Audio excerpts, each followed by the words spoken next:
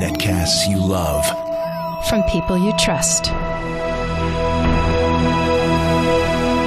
This is TWiT. Bandwidth for TWiT specials is provided by Cachefly at CACHEFLY.com.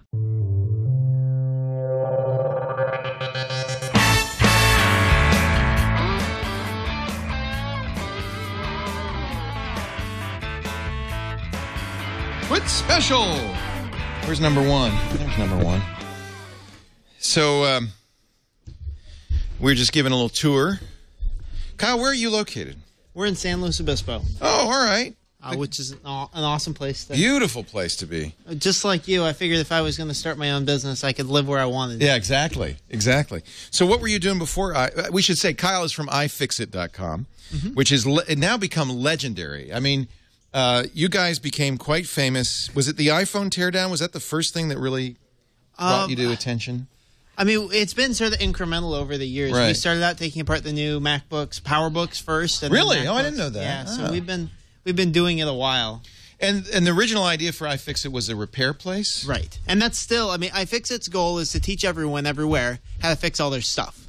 So we want to build a free open source repair manual for everything online. Oh, that's clever. Instead of doing it as a business, teach people how to do it themselves. Right. Oh. So I have tons of friends that run repair businesses, and they're awesome, local Mac repair shops, and we love those guys, but we wanted to empower people to be able to take control of their own hardware. Right. We like to say that if you can't open it, you don't really own it. I couldn't agree more.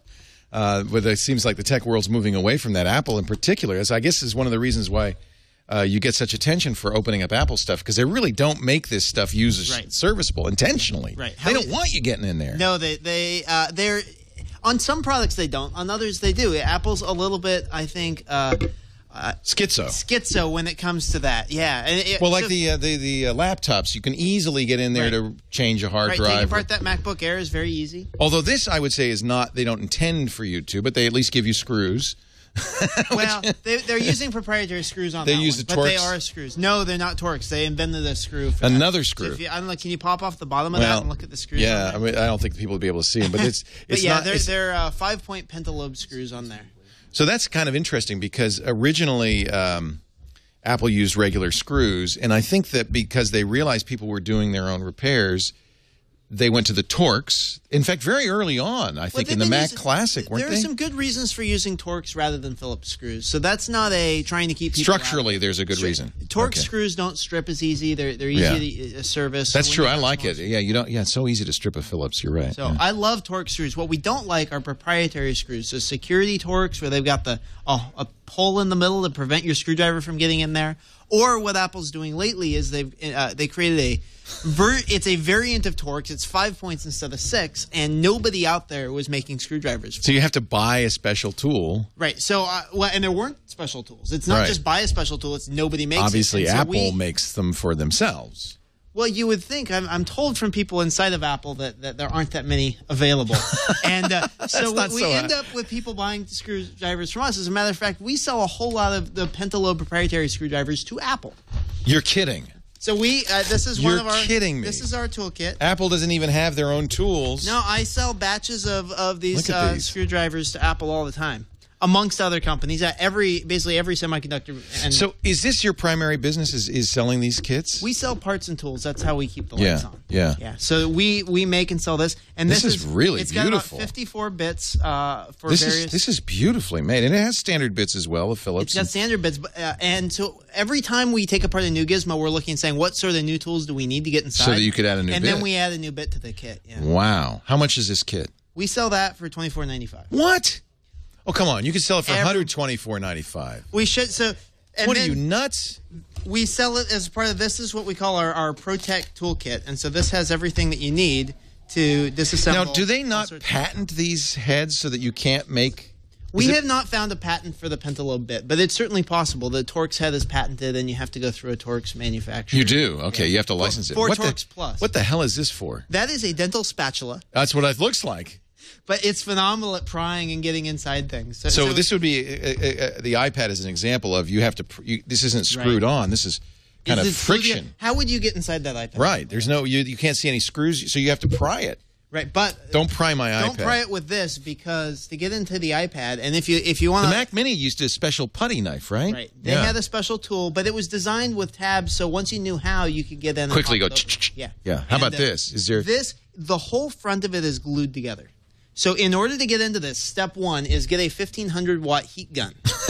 You have to melt the glue. And you have to heat it You have to evenly de-glue to it. about 250 degrees, and then use suction cups to lift the glass. Holy cow! Now, So what Apple's saying essentially is, not only do we not want you repairing it, we don't want to repair it. This is a disposable item, basically. right. Once we assemble this, that's it. Throw it away if it breaks. And maybe they have the right to do that, except that the iPad has a built-in consumable. So it's not like You mean the battery? the battery, right? So the battery only lasts. Apple claims 1,000 cycles for the battery on this. Yeah. Batteries on our phones last 500 cycles. Right. So this is a 1,000-use device. You're going to use it, and then you're going to. It's kind of reprehensible because everything else is fine, and you could easily replace that battery. Everything else inside this is going to last 20 years. That's kind of reprehensible, frankly. I think it's completely reprehensible. Yeah. iFixit.com. What's funny is when this came out, you sent somebody to New Zealand, which is the first place you could buy one of these. Was it you that went, or you had sent somebody? So we flip a coin. So the first time we had to go to New Zealand, my co-founder and I were like, shucks, who has to go to New Who Zealand? has to go? Oh, gee. And so we flipped a coin, and I lost, and so he went to New Zealand. Really? You And didn't then- want to go, huh? Well, I wanted to go, but It's just a long flight, and you have to fly back immediately, right? well, no, How do we you do take it? a Do you couple do the- extra days. So he went, and he went waits in line. Yeah. And when he went to New Zealand, This that is in was for the 2007 for the iPhone 3G. iPhone was the- 3G. Okay. And so he's waiting in line in front of the Vodafone store, and they hand out Vodafone beanies, and it was Right. cold. It was June here, which means middle of winter in New Right. Zealand. And got it, and then we had friends that had a repair shop down the street in Auckland, and so we went down there and rip it apart, and we're posting photos live as we go. That's what's fun is, and I watched it. I watched you do this with the iPad 3 just a few weeks ago, and it was a live update. So, well, we've got the cover off, and it was great. Nope, and that's and exactly we it. all had questions like, well, tell us about were those pictures in the rumor mills, were those accurate? For instance, the 5X, yeah, they were, Right. and things like that. Rumors And so proved to be very accurate. they were. But we're the, we read the rumors and watch them, but then when, rubber meets the rub, when we take it apart, You're the and we know, verifier. we verify the facts. And I think you're the only people really doing this with your. And it is so much fun. But I just admire the real goal here, which is to create a manual that lets you fix these unfixable devices yourself. Right. And our goal is to make it as easy as possible. So Right. if you look at thinking about fixing something, let's say you crack the screen on your laptop and you're not sure if it's worth it, how long it's going to take you to fix it and the uncertainty there, it Right. has a lot of impact on your ultimate decision. So you post videos? We post step-by-step photo instructions and videos Yeah. to teach you how to get inside. And so people will ask me all the time, well, do you think it's worth it to do a repair? And I say, well, I don't know. Look at the instructions. You and have make to a decision decide for yourself. Yeah, you have to decide. But we've made it possible. So is this really fixable? I mean, given that I have to melt the glue, can I put it back together after I do that? I think repairing that is something where repair shops are going to get good at it. Right. But for individuals, it's going to be harder. It's not something a human would want to do. Now, that's something I feel bad saying because, in general, that's not our perspective at all. We tell people they can fix anything. The iPhone is a great example. The iPhone 4 is very fixable. It's very easy to get in. As a matter of fact, this is another product that we sell. What's It's this, a back case that's clear? transparent back panel. So you could see what's in your iPhone 4.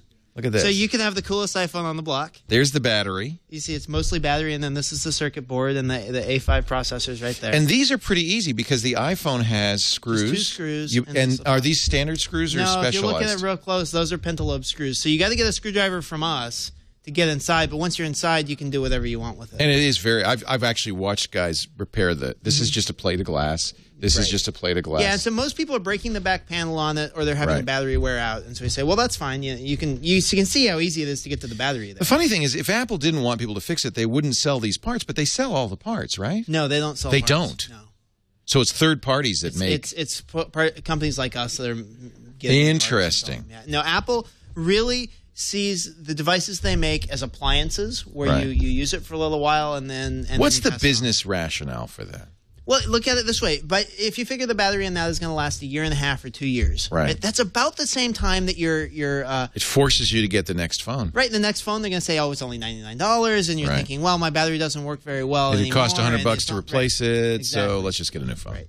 And then you stick it in your drawer, and it loses value over time. Well, and that's what's sad, because there might be a resale value to this if you could replace the battery. There's absolutely a resale value to it. I mean, there is, because companies... Because you can replace a battery, but increasingly we're moving towards devices like this that won't have resale, because once the battery's dead, nobody's going to take it apart and replace it. And that's where I think consumers need to take a stand and say, we're going to This does not belong in the landfill. It's functional. And it will be functional. It should be functional in 5 or 10 years. Right. And you think about bridging the digital divide and getting computers in the hands of more people. Like, we need iPads in Africa so that they can... Absolutely. And so we're hoping to make that transition. We are writing a repair manual for the iPad 3. We're going to be making as much information available as we can. We tell people, hey, the Kindle Fire is a much more repairable tablet. Unfortunately, it's not nearly as good. Yeah, isn't that a shame? I wish with the iPhone, we can say don't buy the iPhone, but buy something else if it's not repairable. The iPhone is fairly repairable, so we're not saying that. But the problem with the iPad is that Apple's got such a stranglehold. There's nothing else. There's nothing else. There is not a tablet market. There's an iPad market, and the iPad is a non-repairable, disposable appliance. I think, folks, we got to put pressure on Apple, because that's just—it's inexcusable in this day and age to say, "Oh no, 2 years and out, this is going to go to the landfill regardless of its worth and value." It's just inappropriate. So, can you see my computer? Do I have it up? Because I want to show people the site, iFixit. We can pull up one of these. .com. Yeah, let's take a so you've got parts and tools, you've got repair manuals, you've got troubleshooting. But let's take a look at one of your step-by-steps. So everything on iFixit is driven by the community. So go ahead and hit iPhone repair. This is so you do game consoles too. That's cool. We have repair manuals for every single game console. We have instructions on how to change the oil in your car. We've gotten instructions on how to... Kyle, what were you doing before this? I started this in school, and this is sort of my life's work. This is so great. Kyle, I just admire you so much, and more now that I know. So what should I look at here? So on the iPhone, let's say the battery, because that's a fairly standard thing. Everybody that buys an iPhone is going to have to replace the battery at some point. And as it says here, luckily, replacing the battery requires minimal disassembly. You've got a iFixit video, which is great. The video gives you an overview, a process, just to get you a feel for what's involved. So we have a video to walk you through initially, and then to actually do the procedure, there's step-by-step photos. I just admire you so much. And has this become? Is this a viable business for you? Are you? Yeah, we are. How many people are working at iFixit now? We've got about 50 people. What? 50? Yeah. What are they all doing? So we one way that we fund 50? Mm-hmm. That's a big company. We're about the biggest, parts Apple repair company that's selling parts for these devices. So a lot of it is fulfillment. We do a lot. We also write our own software. So we wrote the software that runs the site, and we have a new company, Dazuki, that sells the software that we use to run iFixit. So let's say you're a manufacturer and you actually want to have a support site and you want to teach your customers how to take care of their products. You can have your own mini iFixit. Interesting. So you've got a content management system designed for this as well. Wow. Kyle, you're brilliant. How old are you? I'm about 28. Jeez Louise. So you came out of school, you started iFixit, and now you're legend. And it's funny because this is it. You're the New York Times of repair. I mean, you are the people. When a new device comes out, I immediately go to iFixit to look at the teardown and all the information. Well, and we can't take all the credit. It's our community of people all over the world that are contributing. And I'm seeing some people in the comments that are some of our community members, and people are very eager to be teaching each other. The first time you take something apart, it's difficult. You're probably going to break something. There's tabs. Right. I've done it. I took apart my original Air. I never got it back together again. Well, and so that's sad. And so if we could document that. It went boing. No, actually, it was a MacBook. It went boing. And I thought, oh, my God, I can't fit that stuff back in. It's like taking apart a watch. Right. So that's good. Now I can watch them. The first person needs to share with their experience, so everybody doesn't have to go through that first time. My hard drive died in my iMac, and we went right to iFixit. Suction cups, the whole thing. We learned how to do it. Colleen did it. We did it live on the air. People could see it. This is a nice tool. So this is $25 for this, for all the bits and the handle. That's not bad at all. And then this is $70 for a little pouch, and it includes the dental tools. This would be good if you had to do some self-dentistry as well. Which I do not recommend. No. But I can tell you, there at Dazuki, we have people doing all sorts of things. So there is a veterinary clinic that is teaching surgeons using our software. So great. This is so fun. I would just, I mean, this would be fun just to have, just even if you didn't know how to use it. So this is how much, this is just $70. $70 for this piece. That you stole Jen's. That includes this. Oh, it includes this. This is my wife's kit. I grabbed it and stole it from her. That's great. Yeah. So she's a repair geek too, huh? Absolutely. Is there a field? Is there like a repair geek field or a tear down field? We have to invent this. Well, tear down geeks. We have community techs. I mean, you think of IT guys, and people are eager to learn this stuff. And so there's a group in Oakland that does fix-it clinics where you bring your stuff in, and they don't fix it for you. Instead, they sort of walk you through the process of learning how to fix it. It's the height of irresponsibility, I think, for any company to make stuff that you cannot repair. And you guys are trying to repair that damage. That's been done. We want to get people more connected with their things. Absolutely. And I think once you've taken something apart and fixed it yourself, you're far less likely to buy the new one next month. And you feel empowered, too. There's a certain sense of, I got some ownership in this thing. I understand how it works. Exactly. And we need to do more of that. And we also need to put pressure on Apple to stop making stuff that cannot be fixed. Right. Yeah, maybe it's good for the bottom line, but it's bad for the environment. It's bad for people. And it's totally doable to design a repairable Of course it tablet. is. Of course it is. You put some screws in it. You don't use glue. What happened was with the iPod, Apple started getting away with it. And there was initially some outcry with, the battery in the iPod only lasts 300 charges. And people didn't realize that initially. And now I go and I talk to people and I say, hey, that iPad you just bought, do you know that has a battery in it? And they're like, yeah, of course it has a battery. Well, do you know batteries wear out? And they're like, well, I guess I knew that. So you know your iPad's going to wear out? And well, I never thought of that. What? And it just seems so obvious. And yet the appliance, the fact that it's just a magical device, is abstracting us from the it's sad. Toxic chemicals and inside it's easy to lose track of it. And I agree. I understand they want to make it magical, but it isn't magical. It's technology, and let's make it repairable. So we globally manufactured 1.6 billion cell phones in 2011. And I think we need to decide as a society, how many phones do we want in the world? How many the graph for new phones we're manufacturing should not continue the hockey stick forever. We don't need to live in the world where we're making 7 billion new phones a year. Now, Apple does charge a recycling fee and presumably takes a lot of their stuff back for recycling, right? Do they take it apart and recycle it? I just talked last week to the president of two of the largest recycling companies in the U.S., and they told me they don't know what to do with the iPad. Because the whole thing is glued together, they can't run it through their shredders, because if you take a lithium-ion battery that's compatible, you don't want to shred that. You run that through a shredder, it blows up. Right. And but they have to be able to operate quickly because they're operating. They don't have time to take a heat gun, no, absolutely melt the glue, and take the glass off, remove the battery, then shred it. Right. And so Apple might have some process for disassembling the iPad, recycling it. Right. But it's not a process that can happen at scale that these recyclers have been given access to. Very interesting. So when they say that it's recyclable, well, the elements inside are recyclable, but then you glued them all together. You made it a brick. Right. An unopenable brick. Right. Now recycle it. So our hope is we want to build a movement of people that care about their things and are repairing them and are sharing what they know. So the next time you take something apart to fix it, take some pictures along the way, upload it to iFixit. It's all a wiki, so that's the seed of a repair manual. It's just like starting a Wikipedia page. And this is and you we've even got a have contribute section. You have guides you need so that people can add to it. Better photos, summaries. These are all things you could do. If you're a writer, you can just go and help us improve grammar. This is great. This is really fantastic. And this is all Dazuki? This runs on top of Dazuki. So is separate wiki, or does Dazuki have wiki capabilities as well? Dazuki has wiki capabilities as well. I'm impressed. Yeah. So let's say you're a bicycle manufacturer and you want to set up a community of people that are tinkering and maybe making new things out of your bike. And as a matter of fact, we work with O'Reilly and Make Magazine. We run a site for them called makeprojects.com. And they took all the projects out of the magazine and made it a wiki. I didn't know that you So makeprojects.com is the first big Dazuki site. How exciting. Kyle Wiens, W-E-I-N-S, I-E-W-I-E-N-S, iFixit.com. This is the Make Projects site. That's really cool. I'm so glad you came up here. I can't thank you enough, Kyle. I'm excited to be here. And thank you for making iFixit. What a great, useful site with a real cause. I'm glad you're doing well. So the reason that we're up here in Northern California this weekend is because we were at the Infineon Raceway with our race car. You have a race car? So there's a race car competition called 24 Hours You of built a Lemons. race car? We hacked together. So the deal with this race is the cars have to cost less than $500. 24hoursoflemons.com. Not Le Mans.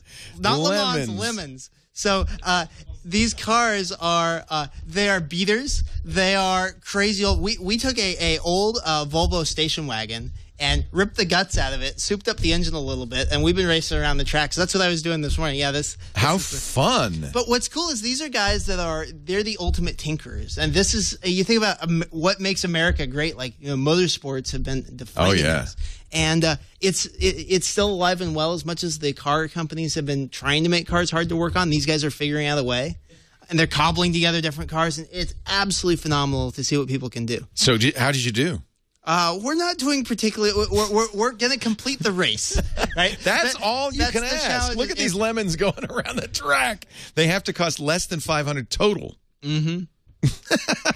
Your safety gear is on top of that, so we have to put a roll cage in it and everything. Oh, okay. You're allowed to add safety gear. Right. Okay, that doesn't count against you. The car is $500. This is fantastic. This would be so much fun to go see. So much more interesting than a regular race. And we're going, I'm a technology guy. I'm new to the automotive world, but those guys have been tinkering and fixing things for so much longer than we have. I think there's a lot that we can learn from them. Oh, yeah. And so we're going and asking questions and saying, how are you doing this? And we're recording video along the way, and we're going to be sharing our story. Oh, I love your ethos of just share it all. Share it all. Bad drivers, terrible cars, racing at its best. So the idea is it's a 24-hour race. Do they go fast? They're not going that fast. I mean, up to like 80, 100 miles an hour. Oh, that's pretty fast. As fast as these cars can go, but they're not. I mean, there aren't very many cars out there over 100 horsepower. Right. So these are old cars. Right. But you run an old car for that long, just flat out on the racetrack, and things are going to break. Right. And so what's fun is just part to of this sit is in the pit crew. Yeah. Right? And you're watching, and the tow trucks on the track are constantly yanking cars off the track Right. that have failed, and then people are fixing them. Do they even bother with a yellow flag, or they just say, "Oh, screw it, just go ahead"? I mean, they'll yellow flag if it's getting in the way, but otherwise, screw it. There's another breakdown. Just keep driving. Just try to avoid hitting anything. Look at these guys. This is hysterical. I love this.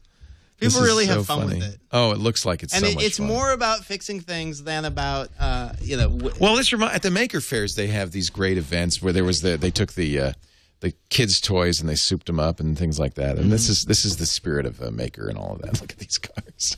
This is worse than Demolition Derby.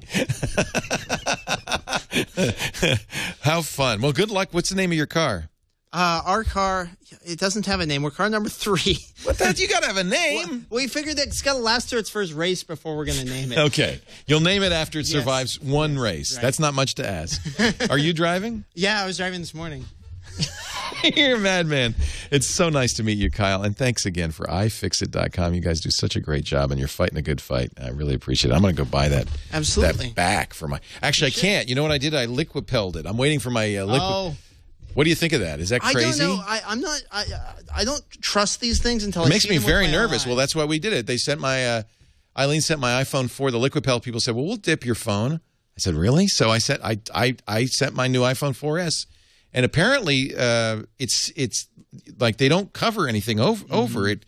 It goes in the holes. Yeah, and it they makes have me to be very disassembling nervous. it, and I'm very interested. I don't think they do. I think they just dip it. Do they disassemble it? They've got to pull the back off, otherwise it won't coat the whole thing. I mean, does seem odd. You would know better than others. And you got to get underneath these EMI shields, right there. So it doesn't just flow through. You don't think? No, I mean it's sealed. Yeah. Waterproof your cell phone. No case required. They said they're taking care of your phone specifically, so they're going to do something special to my phone. Well, they're just going to make sure it's all good. And it's so thin, I guess I won't even know that it's on there, right? Right. That's the idea. So Eileen, am I going to dip my phone in water? Will they do this? You're going to have to if you're going to. We're going to have to. We're going to have to do it. Oh my God! What have I agreed to? What have I agreed to? They say we don't recommend you put it in water. However, you can if you want to. Well, we'll find out. I basically donated my phone to science. Sure, absolutely. Well, have me take a look at the phone once you get it back. Great idea. I think they said you can never take it off. Right. That's correct. Can you open the phone after the fact? I guess you must be able to. I'm sure you can. I don't know. And then you have the question of, well, what if then you take the phone apart and you replace the battery? Now do I have to re-liquipel it? I would assume you do. I guess you do. It's not that expensive, I don't think. But anyway, we'll find out more about that. We need to know two things: your device and the return shipping code. Let's just see how much it costs, and then they'll tell me how much it's going to cost. Kyle, thanks for being here. Really appreciate it. TWiT is coming up in just a little bit. We'll have to Ladies come back are on here. next time we get a big Ladies are teardown. here. Yeah, I'd would take you? something apart. I'd love to do a teardown on the air live. Yeah, all right. absolutely. Please come up and do it. It'd be so much fun. We're very used to doing things live under the gun. You know, we post our teardowns, we're posting disassembly, and people are asking, take this picture, take that, or what do you think of this? Oh, yeah. Look over there. I get the emails, and I love it. I just can't wait till there's something new to tear down. When you see the teardowns, and we look totally smart because we've identified all the chips. Well, Yeah. that's a lot of the teardowns. That's the are a community. wiki. That's the community. We've got electrical engineers all over. Brilliant, helping brilliant us out. community. It's really fun. They want to know if you got a coupon code for the TWiT Army. Okay, I will. I'll put a coupon code together, so I'll get one up that works tomorrow, And then let us know, and we'll tell everybody. We can just pick one now. And Pick one now. So we can do. Really? Yeah, and then I'll make it happen. So See, I wasn't going to ask. pick a coupon code, and I'll make it happen. Make it TWiT. All right, coupon code TWiT. It'll work for a month starting tomorrow. Starting tomorrow. Good. Well, I'm going to wait then to buy my tools. Okay. Kyle, thank you. So great to see you. Kyle Wiens from iFixit. Really appreciate your time. Absolutely. Thanks.